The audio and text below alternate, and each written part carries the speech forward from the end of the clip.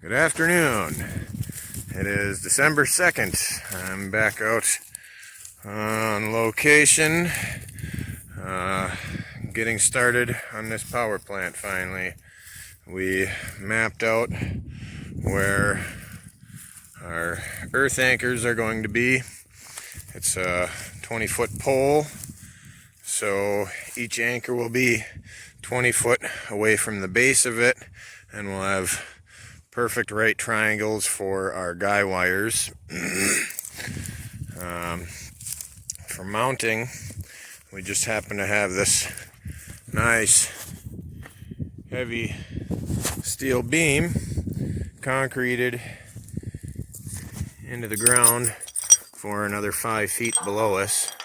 I'll be welding these plates to here, cutting my threads off so I got a nice solid chunk of meat, and then drilling a hole right at the base of it with grade 7 pin going through the middle of it.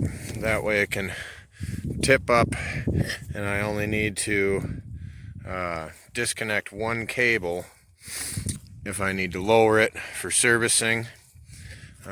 These two cables can stay connected, and I'll need, basically a helper to hold onto the cable while I drop the tower.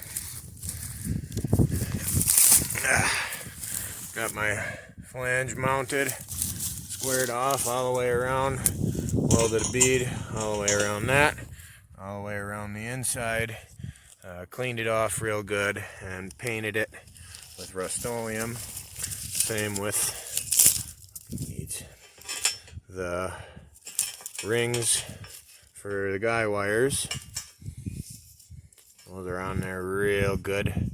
I put the piece where it's brazed going down, and then welded all the way around it there. Whatever, I'm not a professional fabricator, but still need to bring pipe wrenches, get this cranked all the way in, then I'll weatherproof that all.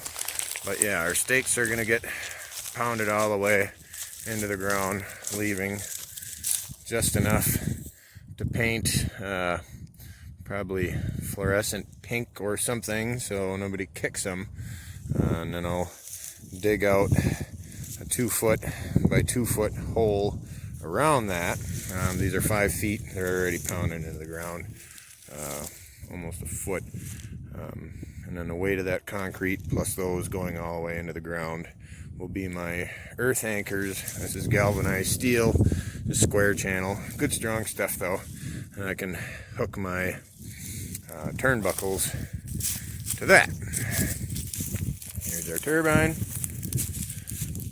One's in pretty nice, blade set. There's a lot of work to do before that's going up though. In here we've got almost all of our components. I've got inverter hung. This is a beautiful inverter. The whole portion of the insides from here to here is just solid transformer. This thing is probably at least 80-90 pounds. Impressively heavy. It's a low frequency pure sine split phase, so I can run 110 and 220, because this is going to power up a well pump, and it's going to be the power supply for him to build his cabin. And when the cabin is built, this will power the cabin. Unlike all your cheap inverters, there is no outlets. It's hardwire only, so that will get run. I'll have an outlet inside here that we can plug in if we need tools out here, and then this will be running to the well pump, and I'll put a post in, and that gives me my 240 receptacle and 20 amp 120 receptacles, GFCI protected breakers, so it's all legit and safe.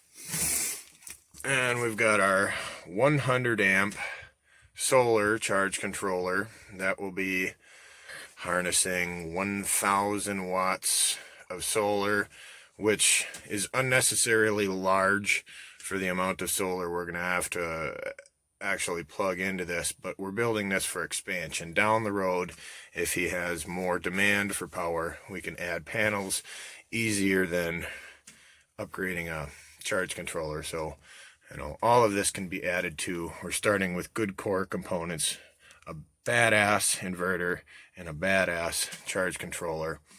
That's our wind charge controller that we bench tested in the last video. Very impressed with it. And we just got our cutoff switches and our bus bars mounted. These are nice heavy duty bus bars. I was actually really impressed by the quality of these. I'm probably going to replace my homemade ones with these guys. Look at that. Nice heavy stainless lugs. And it all gets covered up.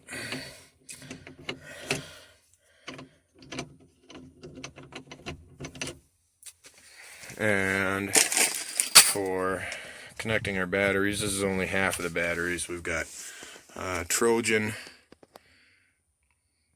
305 amp hour, 6 volts. And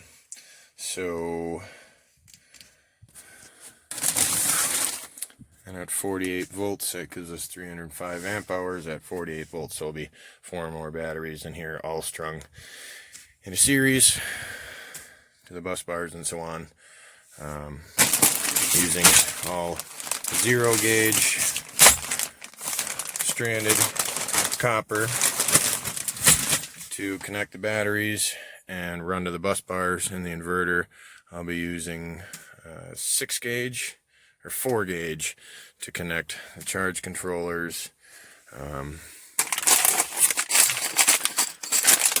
And it'll all be cut and crimped to length, shortest possible lengths, and fit nice and tidy through all our necessary components. I'll have the fuse block and the shunt for the meter all mounted right there, and it'll run through that up to the inverter. And then I'm going to have all of our meters mounted over here so we can monitor charging, usage, and so on.